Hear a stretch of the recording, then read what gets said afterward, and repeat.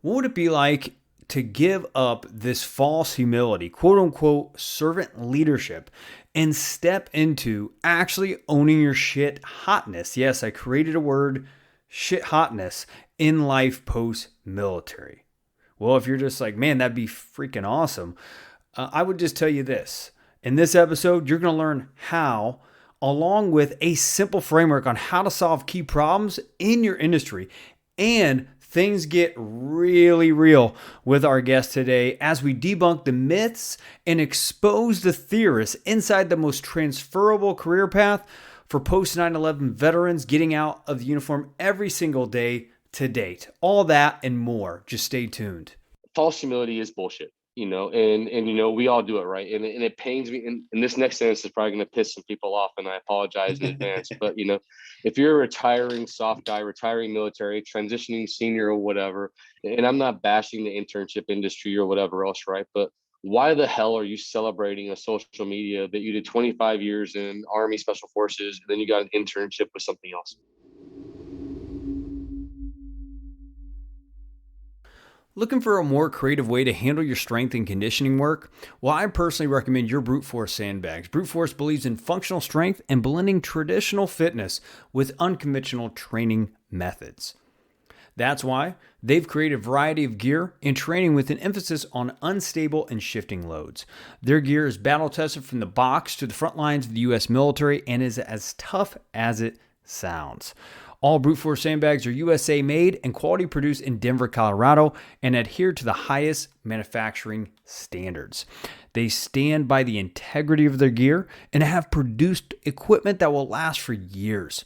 Their sandbags are tested for endurance and ease of use so you can be assured of a quality product. And if you have any issues, well, it's also backed by the Brute Force Shield warranty.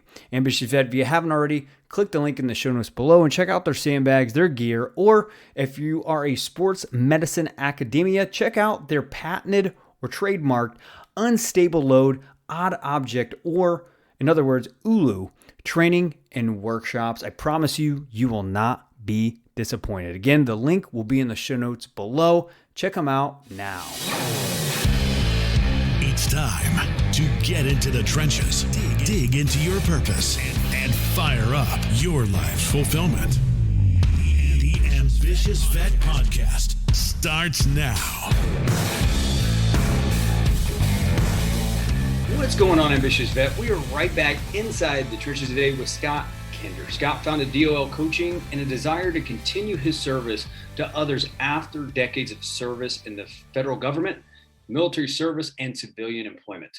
He's a Special Forces combat veteran, former civil servant, and executive with roles across a multitude of industries from Wall Street to internet startups to consulting.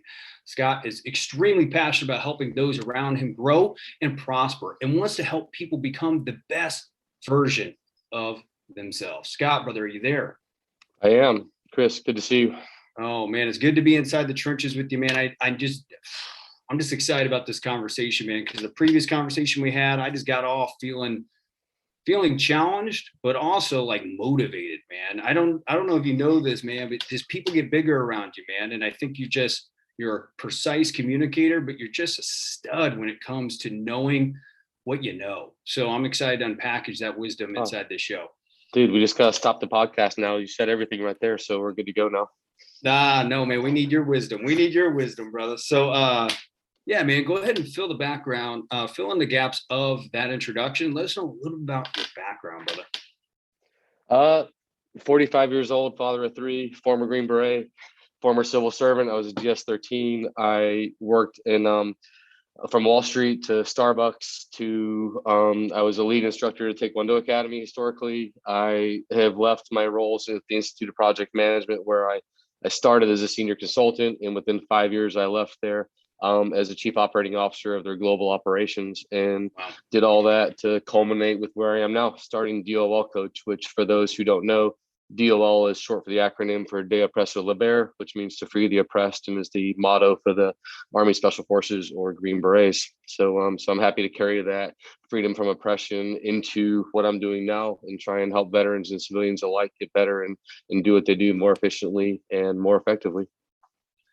That's awesome. So, kind of bring us up on that story, as far as that ethos that you developed right there, right? Like, what does it mean to be free from oppression? What would be your mission there as far as freeing the oppression? I mean, it depends on what's holding you back, right? So I'm also a Dave Ramsey preferred coach. We talked about that previously. Debt oppresses a lot of people. They don't like to admit it. They like to keep up with the Joneses. They like to live in a false palace, or a glass house that's going to fall down around them at any time. I've been broke. I've been successful. I've been everywhere in between. So oppression can be lack of commitment at work, lack of buy-in from your spouse, financial posture. It can be not understanding what problems you solve in the world, not getting your voice out there well enough. So oppression kind of has a negative connotation within it, thinking slavery and other stuff in there. But oppression can be anything that holds you back from getting to where you need to be. And freeing people from that is both fulfilling, and it's a mission that I'm happy to call my own. That's awesome, brother. Yeah, thanks for breaking that down. Because I think whenever an ambitious vet that's listening to this hear oppressed, they're just like, okay, there's a lot of different definitions of oppressed, right? Not all of us were badass Green Beret Special Forces guys, right?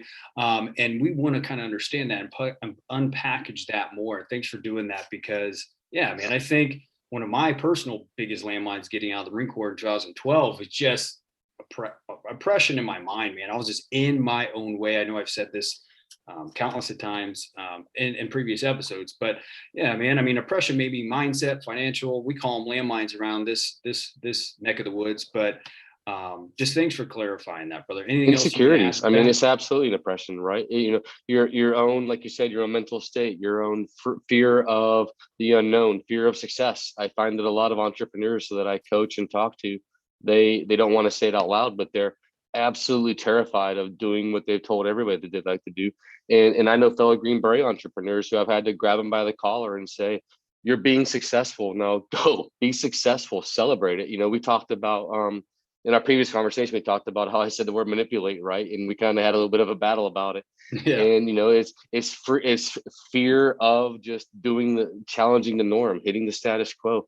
I was an 18 X-ray, so for those of you who might be listening to don't understand, that's a special forces candidate, and I came off the street, was selected to go to infantry basic training, then jump school, then a prep course for selection, then straight into special forces assessment and selection. And there are 12 of us in my original class, and 3 of us made it to an ODA. So, if you take somebody that believes in themselves that much that they can go from being a fat, chumpy civilian in his mid-20s like I was, maybe not too fat, but maybe not in the best physical shape ever, and become a Green Beret, nothing is fearful after that. I mean, that's 5 to 6 to 10 years of your life that you're just giving away in service to your country, and walking out of that in comfort and apathy and everything else, right? That's all those landmines in your head that you just got to get out of. You got to throw them all away and start doing what we each are uniquely capable of doing. No, that's great. I love that, brother. So I want to dive into the first topic that we want to unpackage. So one thing that you brought up was the POD complex. I want you to break that down to the Ambitious Vet Network. What is the POD complex? Why is it important? And just everyday life experience inside the trenches, as to your point, us just looking to become war. So PODs, anybody who knows me would say I'm an acronyms guy, right? So one of the many byproducts of my service was I love acronyms. And military veterans, as we all know, can talk in them all day long, from FUBAR to this to that to whatever. So POD or POD, it's not my own, as far as I've read in a couple of different sales books and everything else, and so I haven't trademarked it or whatever. But it's just short for problems, offerings, and differentiators. So if you start every quest that you want to do, especially in a business environment, as an entrepreneur, or challenging into that next sales effort, or getting into that next business opportunity, or anything personal, what problem are you solving? And if you're doing something and undertaking something to solve a personal problem, a professional problem, a business problem, then once you've locked that problem down, only after you've identified it, then you can talk your offerings to solve the problem. And if your offerings are solid enough and robust enough, you'll start to be successful, but you finally get into the differentiators. And so for example, I teach project management training courses, which is about as unsexy as you can say out loud. I've designed them and everything else. So I fully well know how unsexy that sounds. And yet we take a veteran transitioning out of the military, we solve the problem of transition by getting them certified. We do that through an offering called the basic course. The basic course is 100% free for anybody who ever wore a uniform, their spouses, and their dependents over 16 years old. And the differentiator is it includes a certification with it. So that's the whole lens that we look at it. So I ran a executive working group session with 2 of my team last week in Texas, and everything that we looked at, every idea that was thrown out there, spaghetti in the wall, we had POD written up on this big whiteboard. We went, what problem are we solving with this? So we do it. So anything that you talk to, what problem is the Ambitious Vet podcast solving? What offerings you have to solve that problem, and what are your differentiators? You speak the lingo, you speak Marine, you speak, Jarhead, and can color with crayons and pencils alike, and you're all good, man. Exactly right. So, and I say that as a fellow knuckle jagger, brother. So we're all good, right? Oh man, it's funny. No, I love that framework, brother. I hear it's like a framework for problem solving, decision making, and just stuff like that. I think that, to your point, us, military members, right? They get out, are ambitious. We just want acronyms. We want to keep things Barney style, brother. And I think that this helps stuff just kind of filter stuff through, in other words, to just solve problems, right? I don't know. That's kind of if you look at, if you look at the landscape of organizations supporting veterans right now, right? When COVID hit in 2020, and I don't wish anybody ill, I'm not dancing on graves or anything else here at all, right? I mean, obviously, as far as corporations, but so many charities and everything else, all these VSOs and veteran service organizations, they went under. They couldn't raise money. They couldn't do whatever. And they were coming to me going, well, Scott, what now? I've got 3 years, 5 years, 10 years invested in this thing. It's my post 9/11 memorial fund or whatever. And I said, what problem are you solving? Why do people want to give to you?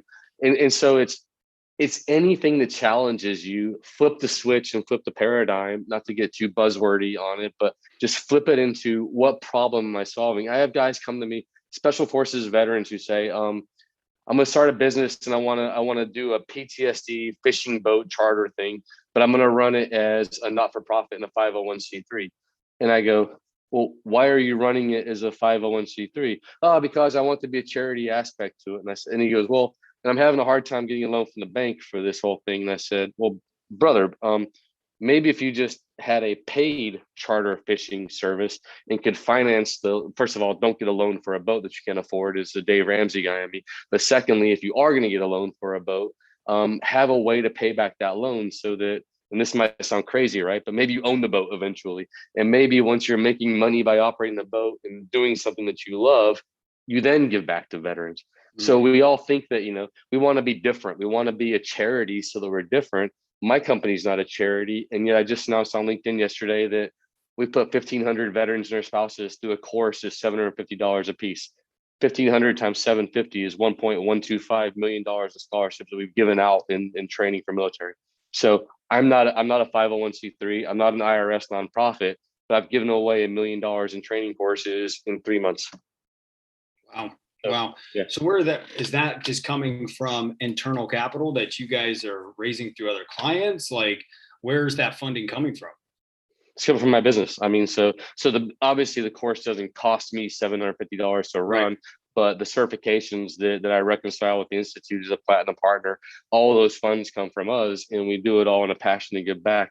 That's awesome. Team is almost 20 people strong right now. And I think we have 2 non-veterans on the team, and one of them was married to a Marine Sergeant Major for a number of years, and the other one works in the veteran services industry as well. So even though they didn't wear the uniform, I'm going to challenge you that they serve pretty hardcore. Oh, of course. Sometimes the military spouses go through more shit than the people that serve, man. Oh. My wife included. So a huge thank you to her for sticking by me for so long. So no, brother, if she ever listens to this. Oh, that's awesome. That's awesome. So I saw that one of your advisors is from Missouri, Winsville, Missouri, man. And the cool thing is I'm from St. Louis originally. So that's like right down the street from where I grew up. So that's amazing. You got some good people around you, brother. No, that's all I do, man. I surround myself with people better than me, and it makes me look good. So it's a tenet that I learned early on is if I'm the smartest person in the room, I am absolutely in the wrong room. So I need to get out of there pretty quick. And that's why you're successful, brother. That is why you're successful. I think a lot of ambitious vets, they don't learn that till like they're on their last rope, man. And then they got to suck up their pride and their ego to kind of start learning like, hey, I need mentors. I need to ask for help. Right. So that is why you're freaking killing it. Pride before the fall. And again, I'm not an egotistical guy. I would challenge anybody who knows me to call me egotistical. I mean, I'm definitely cocky on some things. I know I'm good at some things, but as Dizzy Dean said, a famous baseball player, right? It ain't cocky if you can back it up, right? So I mean, I'm only cocky in that stuff that I can back up. But you nailed it right there. What you said, that a lot of people are ambitious and yet they don't want to say it. So I have conversations about 50 to 75 conversations a month with veterans, and they'll be interested in my programs, and they'll want to introduce my programs to some else.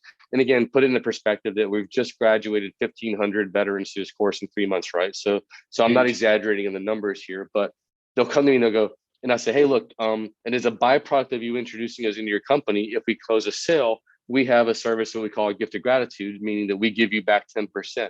And every single person goes, oh, Scott, it's not about the money. And I'm like, I'm not trying to make it about the money. We're trying to say thank you, but I also realize that you have to put food on your table and stuff as well. So we're all at this position in life to where we're afraid to pitch our idea to somebody. We're afraid to ask for something. We're afraid of something. And I've called a couple of veterans on the carpet because I go, hey, Scott, I hate to waste your time, but I just want to run an idea that I had past you. And I'm like, I don't want to hear it, because if you don't see value in what you're pitching me, and you can't tell me the problem mine that you're solving, I don't want to talk to you. Like I'm absolutely not going to give you money if you don't even see the value in what you're pitching me as well. So it's only those people that believe in their products. And I get told a lot that I'm a passionate guy. And I never looked at myself as a passionate guy, because I was a normal team guy in fifth group. We were all passionate about what we did. We were all, I wasn't the best team guy out there. I definitely wasn't the biggest, baddest, badass of the team or anything like that. I was a gray man on the team and did my job and whatever, but know what you can bring and know the value that you bring people, and then be unapologetic about being ambitious, because there's nothing wrong with that. Just get it out of your head, because quit being your own worst enemy. Quit self-selecting, as we call it. Yeah, that's great. And ambition is not bad. And I think a lot of veterans that get out with big goals, man, they have this like, it's kind of false humility, right? I remember when I got out, I would always just be like, hey, I don't know, I'm just kind of falling into stuff, but if you're interested in taking me on, I'll go and grow. Like, I was always coming from a way of framing my value proposition to an employer or even potential new client from like, well, I mean, I don't know, but we'll do this. And I think that's the servant leadership within us, but it's also false humility. So I would just ask you this last question before we dive into the next topic, brother, is like, how do we find the balance? How do we find that balance, man, between like false humility, but also owning our shit? Because I think that is a big challenging thing for veterans out in the marketplace. Brother, I wish I had the definitive, kind of two-sentence answer for that. But what I'll tell you is, false humility is bullshit, and we all do it, right? And it pains me. And this next sentence is probably going to piss some people off, and I apologize in advance. But if you're a retiring soft guy, retiring military, transitioning senior or whatever, and I'm not bashing the internship industry or whatever else, right? But why the hell are you celebrating a social media that you did 25 years in Army Special Forces, and then you got an internship with something else? Like, you think you don't bring value to an organization in more of a factor in the form factor than internship. So, and yet we're creating all these paradigms again, that we're celebrating all these metrics, right? So one, own who you are, own what you do.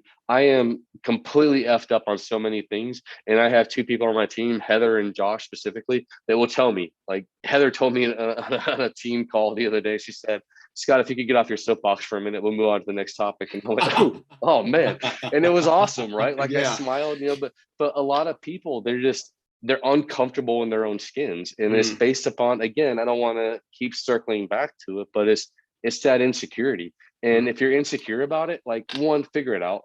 Two, get help if you need help, if it's that much of a form factor. But three, like you said, own your shit, get forward, get out there. The thing, because here's the trick in life. The things that make you a great Marine, the things that make you a good squad leader or a teammate or a fire team member or a platoon leader or whatever, they make you an even better civilian, because civilians don't have all those same qualities written into every document, right? The servant leadership piece and whatever else. So the things that made you good and great in our service make us exceptional in the civilian world. And yet we're too insecure to, we want to, we want to hide it. We want to live behind it. We don't want to let it go. And it's always a part of you, but drive on, Yep. No, that's a good point, brother. That's a really good point. Get your insecurities checked, ambitious vet. Look yourself in the mirror, figure out where those are, and start finding ways to fill those with tools, resources, mentors, or people just to empower you. I know for my life, man, I got a coach or a mentor in every area of my life, man, and it just helps me stay unstuck. Right. So I want to dive into the next topic, right? There's a lot of trending experts coming out with project management, man. That's becoming a huge buzzword inside the veteran community, as it's one of the most transferable career paths to take on how we naturally think as military veterans, right? So I want to hear your standpoint from how the project management experience can naturally be tied to military experience, but also the difference between like all these theorists inside the market versus providing practical and customized experience for ambitious vets to grow and advance in this career path. So this is my bread and butter topic, man. So I apologize in advance. And Heather, if you're listening, I'm about to get on my soapbox. So, I apologize for that fully in advance. So here's the deal. Certifications are issued by a certifying body, and there are multiple certifying bodies out there. So there's the Project Management Institute, which runs a PMP certification. There's the Institute of Project Management, which does certifications that I'm a platinum partner of and everything else. And if you want more information on the Institute, is institute.pm. I'll give you my website as we come out of this, right? But if you think about what a certification is, typically, whether it's a bar exam or the CPA exam or the PMP or a certification exam of whatever ilk and color, you have experience, you upload that experience to a certifying body, and they allow you to demonstrate your competency in a certain area, typically through passing a test.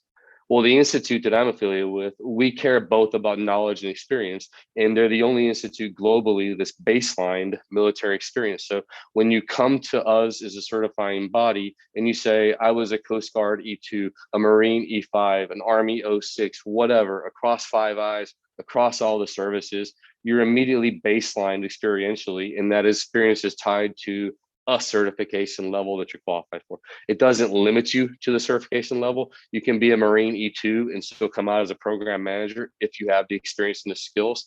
And that's the third piece in the Venn diagram that the Institute focuses on. And project management is about nothing more than being skillful as a project manager. It's not about rote memorization. It's not about theory. There are certain aspects and a necessity for both of those, obviously, in understanding it. But it's about applying a set of frameworks and methodology to strategically and operationally and tactically slay problems and get to the next level, right? So the Institute offers, my company, DOL Coach, is a platinum partner of the Institute of Project Management, and we run certification training, not just for the military, but for the military and civilian alike. And we do so in a different way. So one, the problem that we solve is military has a hellacious amount of skills and they're transitioning. And secondly, they have a need to professionalize the force because we've been at war for 20 plus years, longer than ever in American history previously. There's a problem for the military.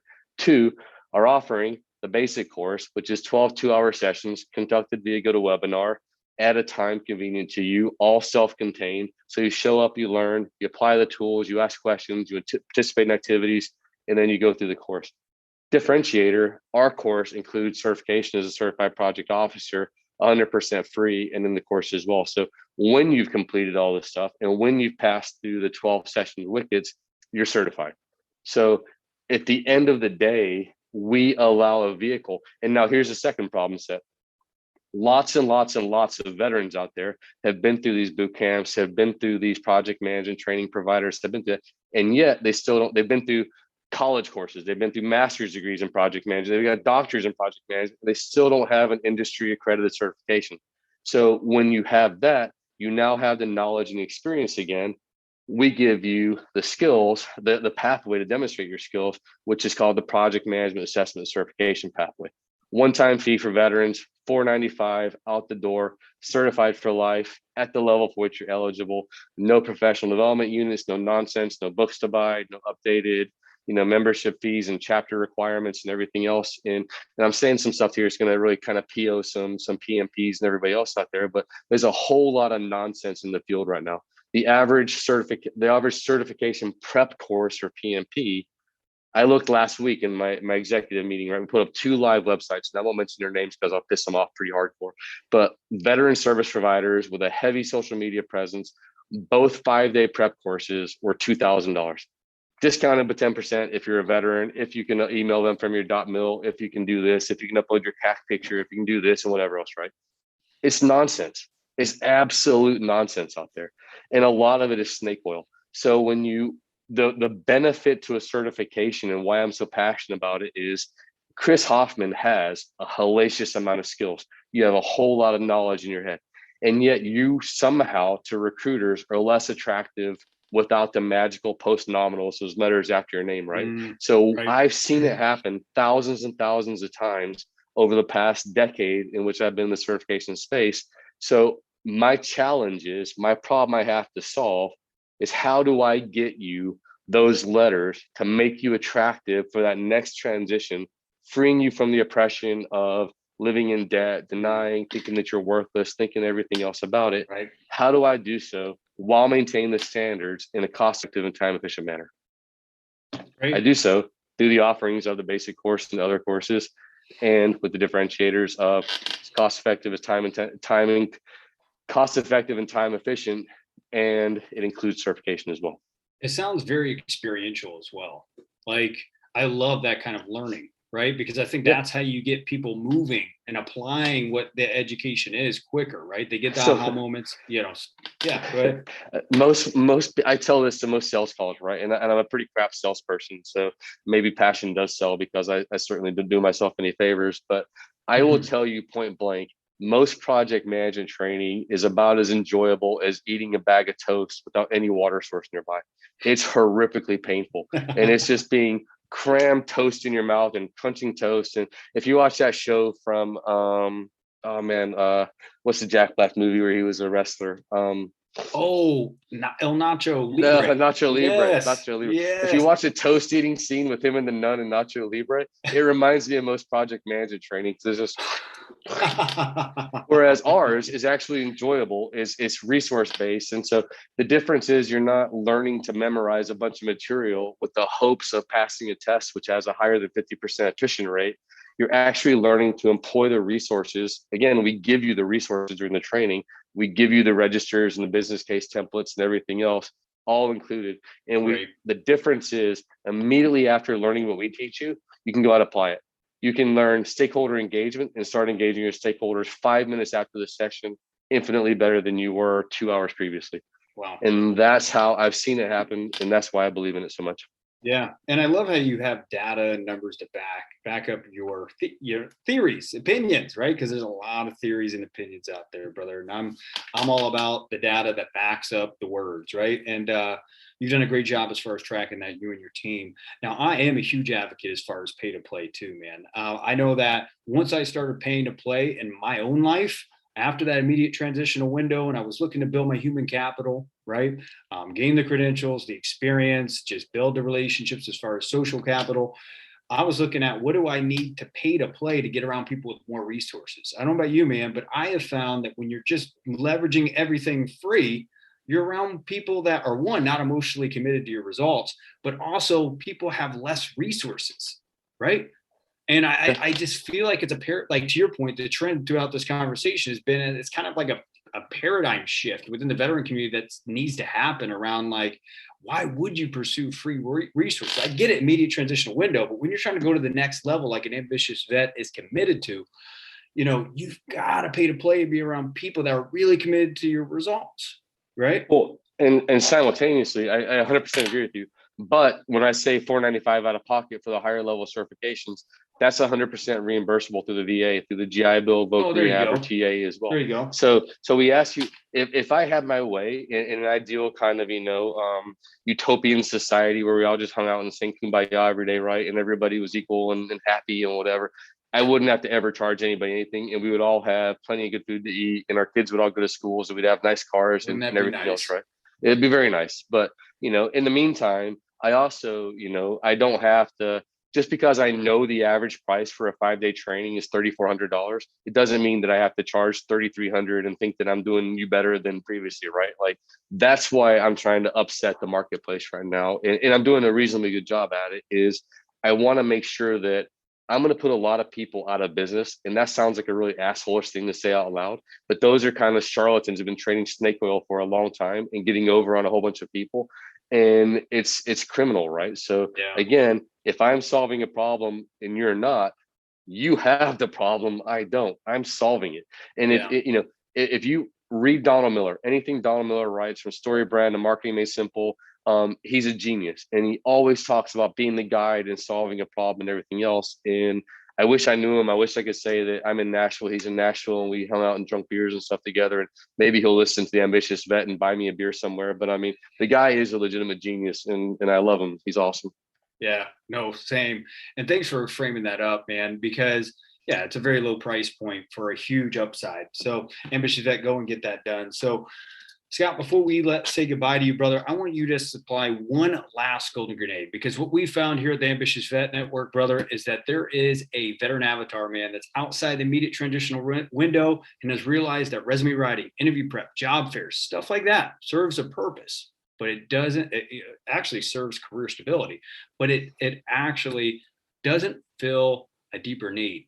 Right. And they're looking for that fulfillment, that satisfaction, that sense of purpose in their life. So what would be one last golden grenade or wisdom bomb that you would provide to that ambitious vet?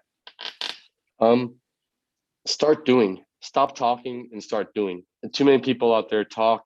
They tell their ideas to their wife, their teammates. They go have a beer. They tell us what they're going to do. They plan it. They write these elaborate business cases and they talk about it in their head. And well, the problem is they don't write the elaborate business cases. They think about elaborate business cases. And I said just last week, I told Heather and Josh, two of my people on my team, I said, there is a magical disconnect in numbers, right? And I wish I had a stat for this, but if you just had people who actually will put fingers on keyboard and do the things that they tell you to do, write the email introductions, write the social media posts, or do whatever, the follow-up, the disconnect is from talking to actually putting fingers on keyboard and doing stuff, right? And when you are an ambitious vet and you are talking about things, stop talking about it and stop doing it, because you're only not doing it because you're living in your head, you're living in fear. And if you're a veteran living in fear, and again, I'm not talking psychology and PTSD and whatever else, right? I'm talking, if you're scared of taking that next step, find somebody who will guide and mentor you. To reach out, call me, call Chris Hoffman, call Otis McGregor, a career coach, call anybody out there doing these things. There are so many resources now at your fingertips. Take advantage of them. And again, I'll wrap this up by saying this. I told two of my team, we were complaining about something last week, and I said, look, somebody's lifetime of making bad decisions does not necessitate me, who I think that I've made, at least in this part of my life, the senior, I'm 45 now and whatever, more good decisions than bad. It doesn't mean that I have to change everything to them. They need to start making better decisions instead of forcing me to try and make worse decisions. So I'm unapologetic about being what I am. And again, that's why I can say things like, if I'm solving a problem and you're not, that's your problem to have. Start solving a problem and quit living in fear. Start executing. That's why you joined the military. That's why you did things. You've taken the steps already. If you're listening to this podcast, you've raised your right hand. You've been to boot camp. You've been to the academy or somewhere else. You've served. You've worn a uniform. You've done it. Why are you stopping now? What is a disconnect between where you are now and where you want to be? And figure out baby steps on how to get there, because it's not as hard as you think it is. Yeah, that's huge, brother. Well, we'll wrap this up with you just letting an ambitious vet know where can they find out more about you and what you're doing, the amazing work that you're doing inside the trenches of life right now. DOLcoach.com, Delta Oscar Lima, COACH.com. So all one word. You can find us there. There's an info box. When you hit the info box, it goes to me or one of my team, and you'll get an answer within 24 hours. So there's a whole page, the whole tab up on the top right of the page. It says military. So if you are an ambitious vet and you're looking for my free military programs, it's right there under the military page on dolcoach.com. And if you can't find it, hit the contact us button and we'll guide you to where you need to be. So we always answer emails and we always return phone calls. So I promise you that. Integrity driven. I love that, brother. So, Scott, thanks for joining the show, brother. More importantly, man, just thanks for not serving once you got out of the special forces, brother. It's been an honor. Oh, thanks for having me, brother. It's been too good to see you, and I love what you're doing. Love the mission of Ambitious Vet, and happy to be a small part in playing it forward. The Ambitious Vet is available on all popular podcast platforms. Go to vettrainingcoaching.com to subscribe, rate, and share with fellow vets. Hey, Ambitious Vet, before you go, make sure to go and grab your equipment to attack your day by training accordingly with Brute Force. We are proud affiliates of the 100% USA made and Colorado based company, which started in a garage in North Denver in 2009 with a sewing machine and some material. Born from necessity, the inventor, a mixed martial arts competitor and competitive CrossFit athlete with just enough money to live, needed better training equipment. He then created his own, right? That's kind of what we do. As far if you're a Marine, is you just maximize what you have in front of you.